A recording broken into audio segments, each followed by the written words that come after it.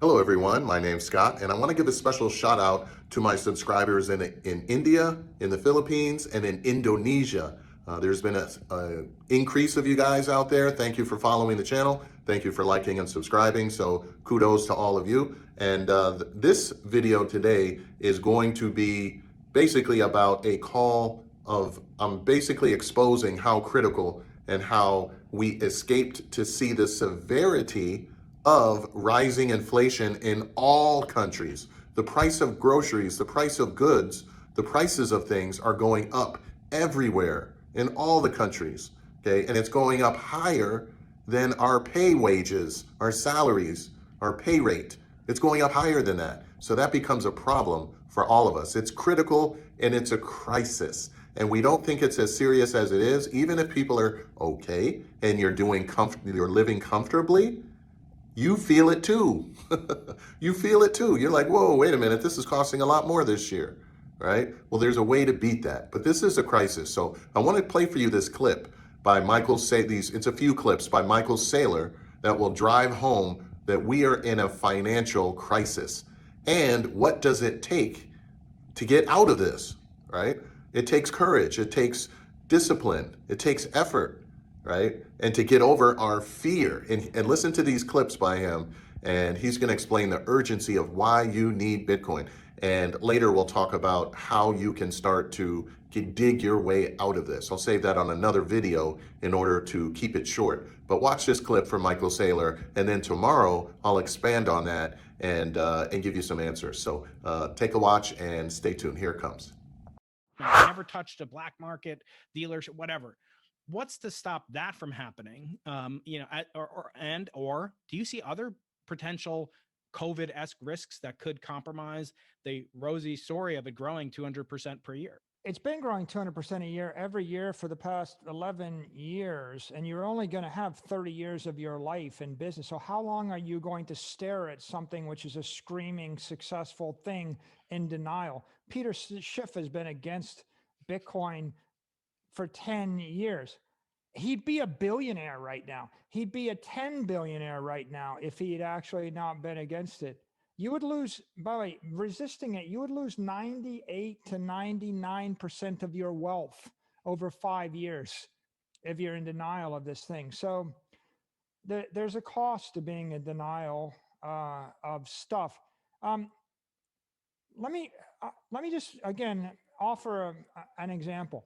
Like, if you're on an airplane and somebody puts their elbow through a window and it starts depressurizing, and the oxygen gets sucked out of the airplane, and then the oxygen mask drops down from the compartment above, are you going to stare at it and debate with me for like 2 hours about all the black swans and whether or not the oxygen is safe and whether or not you should breathe the oxygen or whether or not you should not breathe the oxygen? Are you going to put the mask on? Like, yeah. Because it's new. You've never used an oxygen mask in an airplane before. If I take you and I drop you in the middle of the ocean and you're 50 feet down with a weight around your neck and I hand you scuba equipment and a regular, are you going to put it in your mouth? Are you going to debate with me and you're going to ask me to twist and try to, what if it's possible that some politician in some country passes some law making it illegal for me to put this regulator in my mouth? It's like, we're really reaching hard here to find a reason to not do the obvious. I want to give you another metaphor. You're at the top of the North Pole. It's 70 degrees. We're all playing Frisbee. There's one heated igloo on the North Pole. There's a guy at the front door. He charges admission, and you can buy a ticket for $1. You don't need the ticket. You like it outside. And then some politician turns down the temperature 10 degrees, and the ticket price goes to $10. You still keep playing, no big deal. And then some politician turns on the temperature another 10 degrees, and the ticket price goes to $100. And you're like, oh, I don't know, I'm not sure. I mean, what's in that igloo? It might be kind of dangerous in that igloo. I think I'll just stay there. So another politician turns on the temperature another 10 degrees, and you're afraid of the igloo. It's dark in there, and maybe it isn't dark, and maybe the food's not so good. And I turn it down another 10 degrees. When it gets to 0 degrees and you're in t-shirt and you start getting bone chilled, the temperature, the price is going to go to $100,000 to get in, and you still don't know whether or not you can get in. But every intelligent person you know walked through the door before you, and they're fine waving at you saying, it's warm in here. You're going to freeze to death, Brian. And you're still standing there, and the guy cranks the temperature down, and there's a Peter Schiff standing next to you going, I don't think you should go into that heated igloo because it's possible the politicians will pass a law making it illegal or taxing you on that heated igloo. And then the politician cranks it down to minus 40 below. And Peter Schiff is still telling you, man, every time the Fed or a banker prints 10 or 15% more currency, they are sucking 15% of the energy out of the financial system. That's the same as sucking 15% of the oxygen out of your room. That's the same as lowering the temperature 10 degrees. When I suck the energy out of an adiabatic system, you have heat lapse. You will freeze to death if you don't suffocate. We have a currency collapse going on right now. The only difference is it was going on at 5% a year in the US. Now it's going on at 25% this year. It's going to go on 15% for the next 5 years. Same in Europe. It's collapsing at a faster rate in Argentina, Venezuela, Brazil, Nigeria, South Africa, Turkey, Lebanon, fill in the blank. You can stand there living in fear that someone might hypothetically ask you to stop freezing or, get out of the igloo. But on the other hand, there's 100% likelihood you're going to freeze to death if you stand where you are and do nothing. 100%. There's a 1% likelihood that when you actually move into the heated igloo, something unexpected is going to happen that you did not anticipate, or perhaps someone will object, but you'll be warm. And that is the situation with Bitcoin right now, which is a lot of people are working very hard to come up with some reason why they shouldn't trust a new thing. Meanwhile, it's quite clear that 7.8 billion people on the planet have a problem.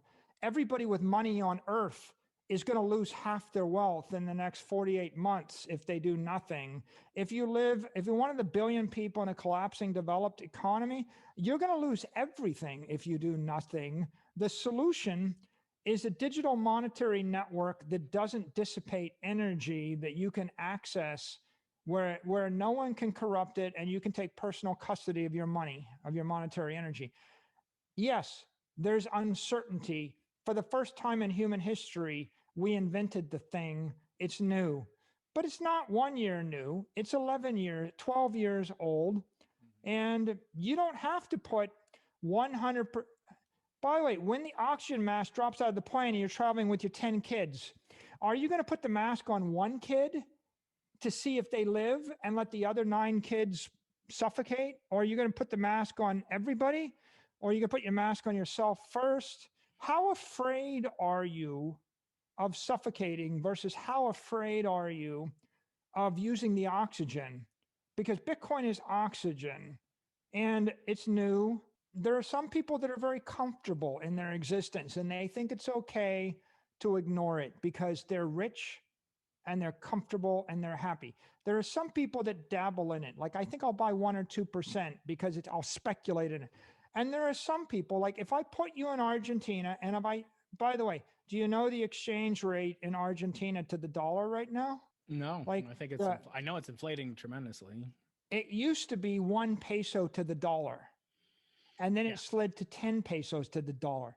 And then it slid to 20 pesos to the dollar. No, I know they actually write on it. They actually change, they just cross it out and add zeros and I had a guest on. Then it slid to 40 pesos to the dollar. Then it slid to 80 pesos to the dollar. The black market rate is 140 pesos to the dollar. And the dollar has lost half of its value in the 10 years. Yeah. So you've actually lost, what is 1 divided by 280? It's like, if you're living in Argentina 4%. And you have any wealth to speak of, you lost 99% of it. Are we going to sit and think about ways that we might it's hypothetically possible that a politician in Argentina will pass a law requiring that I disclose my Bitcoin or tax it or whatever. But are you going to suffocate your entire family and destroy everything you know based on the hypothetical possibility that someone might object to you choosing to not roll over and die? Because it seems like most of the world would like for us just all roll over and die and shut up and not make a big stink about it. It seems to me that if I come into your house and I start cranking the temperature down until I freeze your children, at some point, maybe you'll have the bravery to open the back door and walk into the backyard and maybe go find a new house. I mean, like, it's just a matter of courage and maturity at some point. And for those people that just want to spread fear and uncertainty and doubt, I mean, like, what's the future for humanity if we're going to live in fear of the solution to the problem that plagues us all? Well, Michael Saylor summed it up pretty nicely. Getting over fear, emotional maturity, and maturity as a whole, and education and knowledge about it, and belief in yourself and in Bitcoin can get you there. So I know many of us here on this channel, if you're a subscriber, you're on your way. And Michael Saylor isn't talking about you, but if you're not, then highly encourage you do the best you can to speed up your process so you too can benefit from Bitcoin.